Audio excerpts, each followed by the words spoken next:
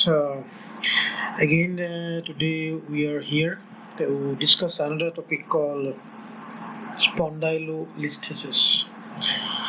Now, listhesis means actually slippage or slipping of one vertebra over the other, and spondylolysis means breakdown or uh, when the part is broken down. So now here let us look at the spondylolisthesis, which is defined as the translation of one vertebra on each adjacent vertebra or the down segment, that is called the caudal. Caudal means down towards the tail, cephalic means towards the up. So if it is anteriorly slipped, it is called anterolisthesis, and if it is a posterior translation or posterior slippage, it is called posterolisthesis. So it was coined in the 1782 by Harbinaux, a Belgian obstetrician, who noted a bony prominence in front of the sacrum that caused many problems in the delivery. So that was first it was noted in 1782 in this way. Then in 1854, Kilian coined the term spondylolisthesis, which is derived from the Greek word spondylos means vertebra and olisthenian means to sleep. Okay, and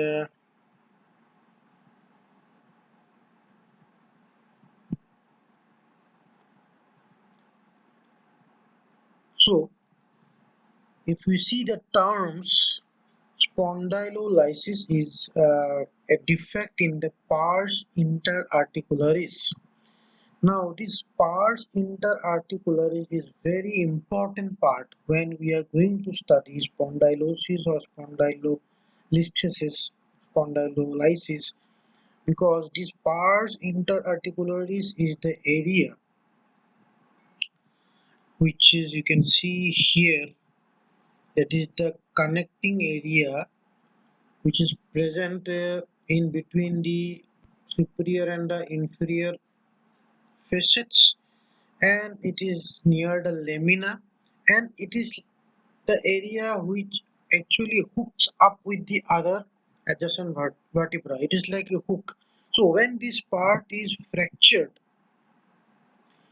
then this hook mechanism no longer stays and the vertebra moves to 10 away.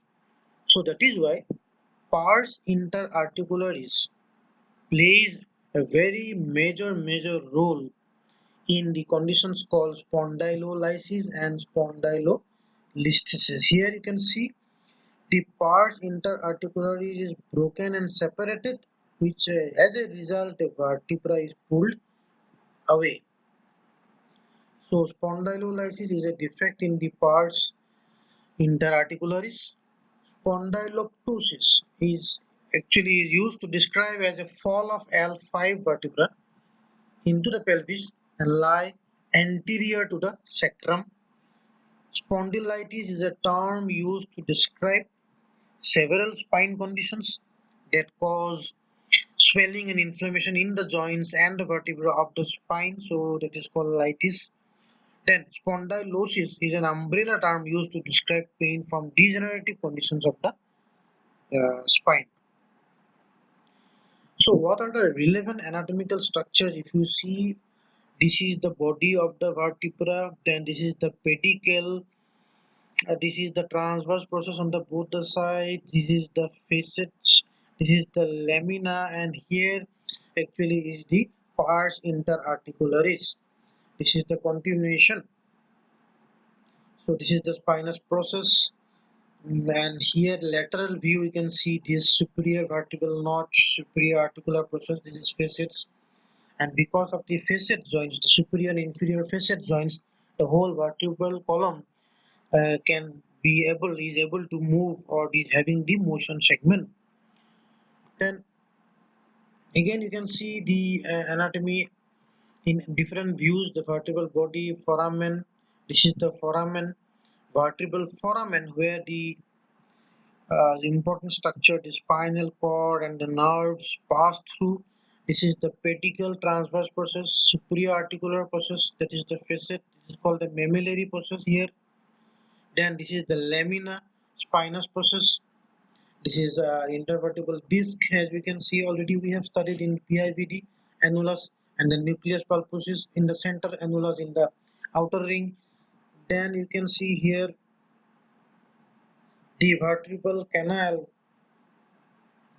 then the two vertebral. This is one particular joint or one segment where the you can see the uh, facet joint articulations taking place between L3 and L4. Okay, and this is the lateral view of the lumbar vertebra. One, two, three, four, five spinous processes, the inferior articular process, the intervertebral foramen, the superior vertebral notch. So this is the brief anatomy. Now pars interarticularis, as I said, is a part of the vertebra located between the inferior and the superior articular process.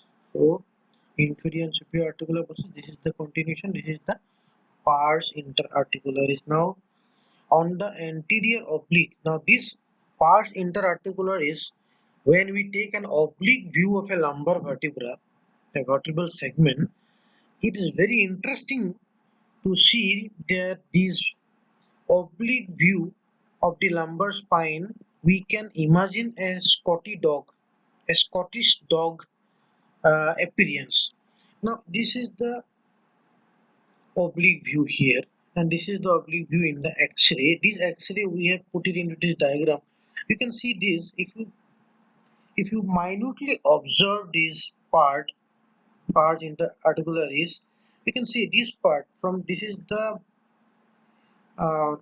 nose of the dog, then this is the ear, that is the superior articular facet of the dog, then this is the eye, the pedicle, this is the nose, the transverse process, this is the forelegs, that is the interior articular facet, and this is the hind leg, this is the spinous process. So this overall, if you look from the side, it gives you the appearance of a Scotty dog.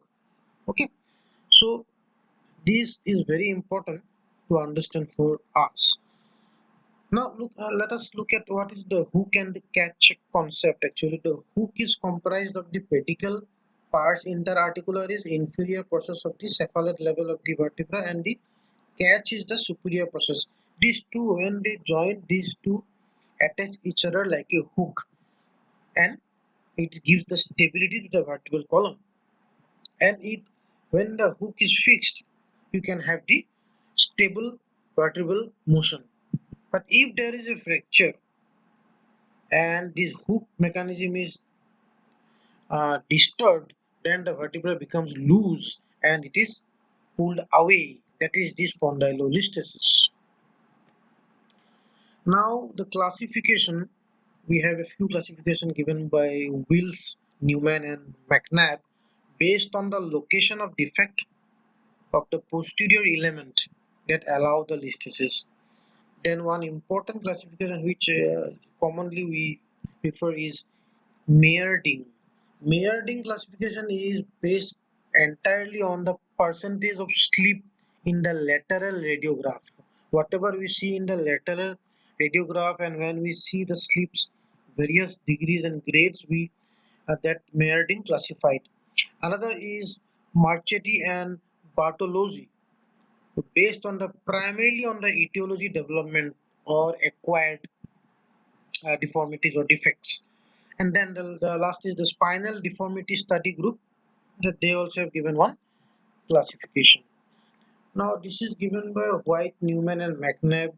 You can see the name congenital, the dysplastic abnormalities, that is the developmental abnormalities if the part is not developed or the part interarticularis is not developed properly, or any malunion or not malunion, maybe a defect in the vertebral growth.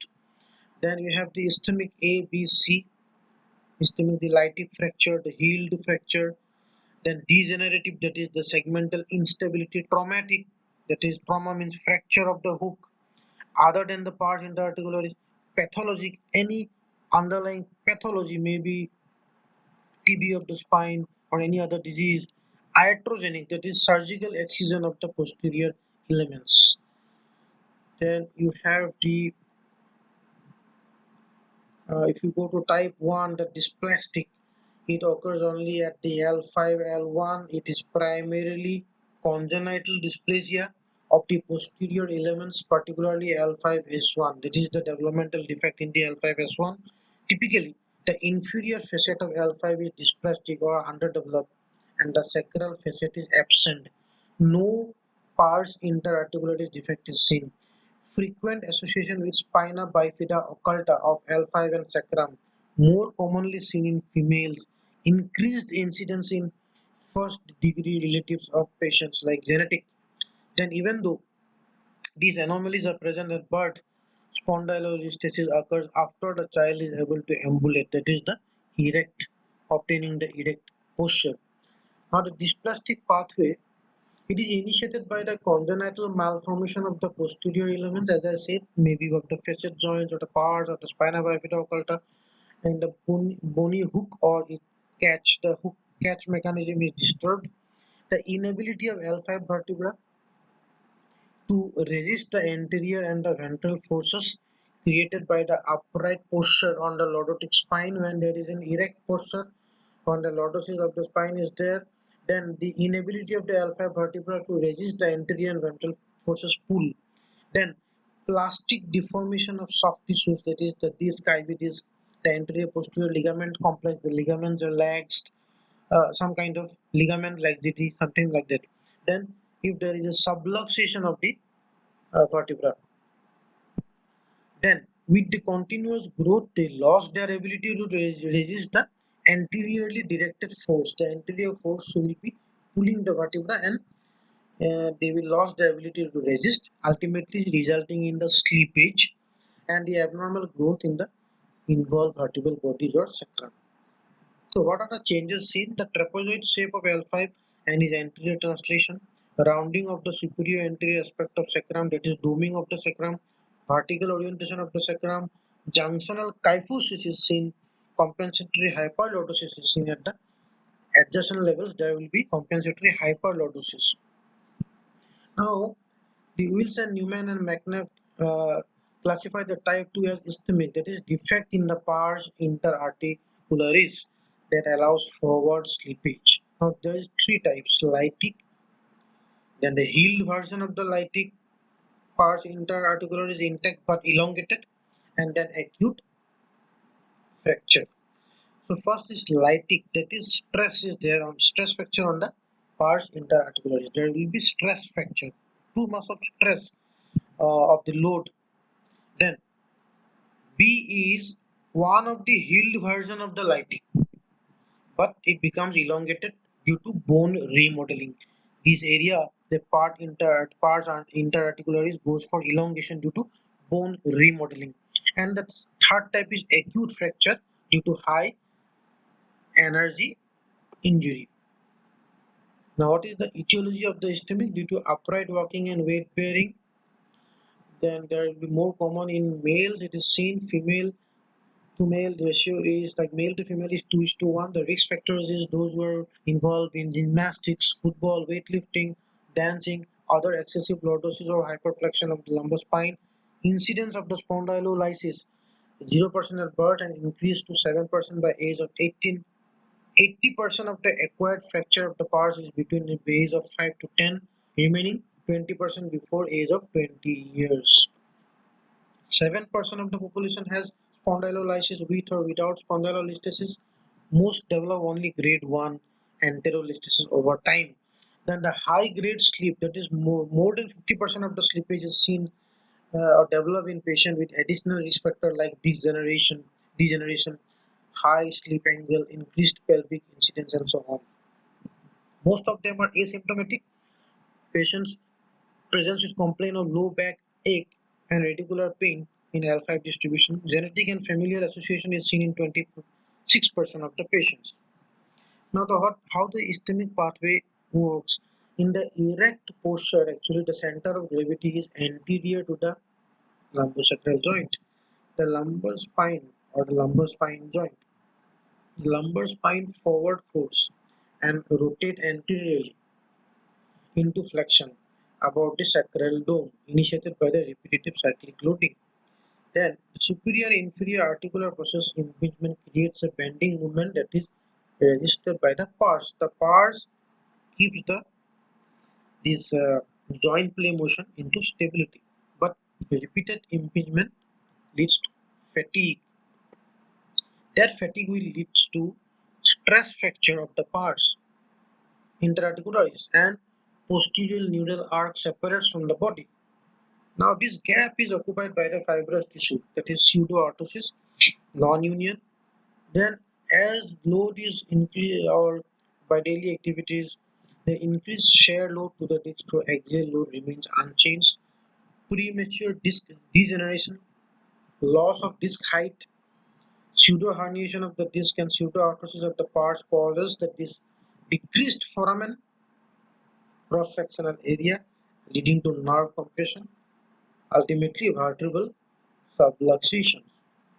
So when the vertebra, the pars is stress fractured and it cannot retain the vertebra and the vertebra moves anteriorly, definitely there will be, when there is slippage of one vertebra over the other, there will be disturbance in the vertebral foramen or the canal, because the canal will be narrowed by the slipping vertebra, the space. So ultimately there will be narrowing of the vertebral canal. Type 3 is degenerative.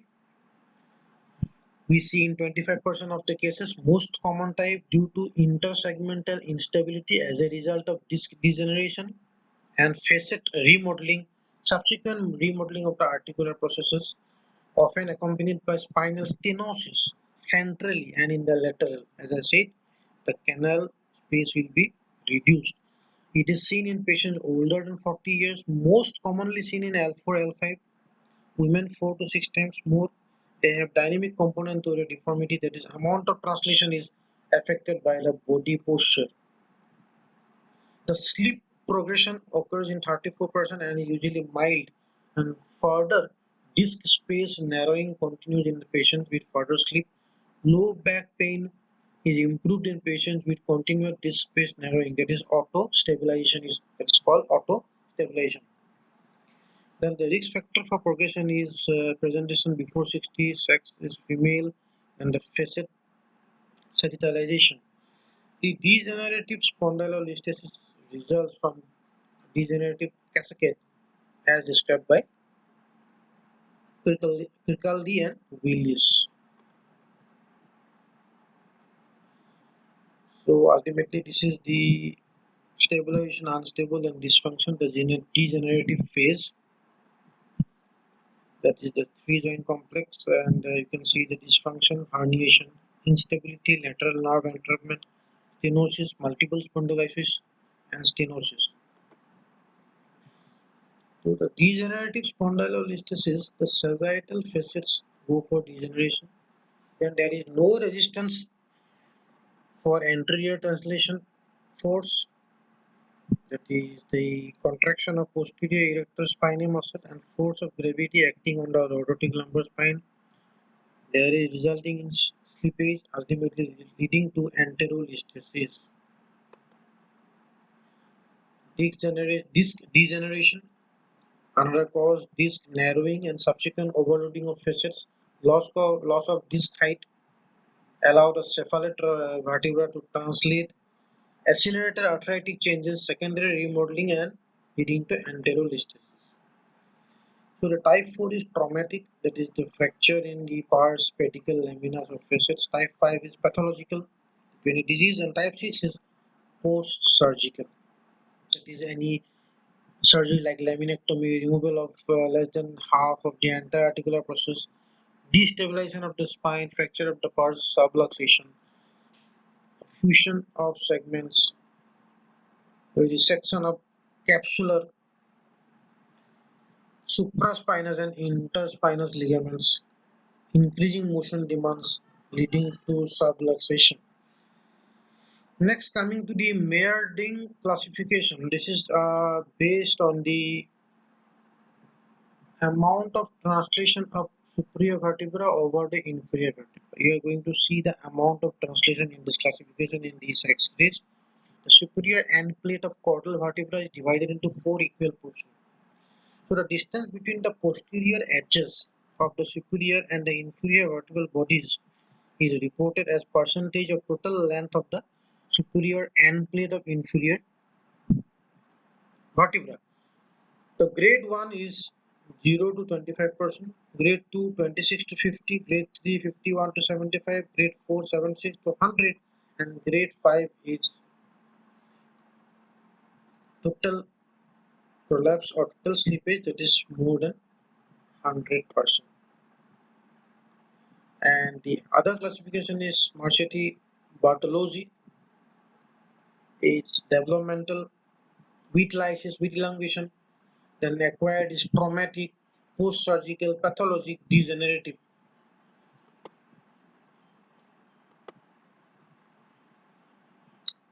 Now, developmental spondylolisthesis with lysis, it is due to stress fracture in children with genetic predisposition for the defect, and the normal flexion contracture of the hip in childhood causes increased lumbar lordosis, leading to increased force at the pars interarticularis.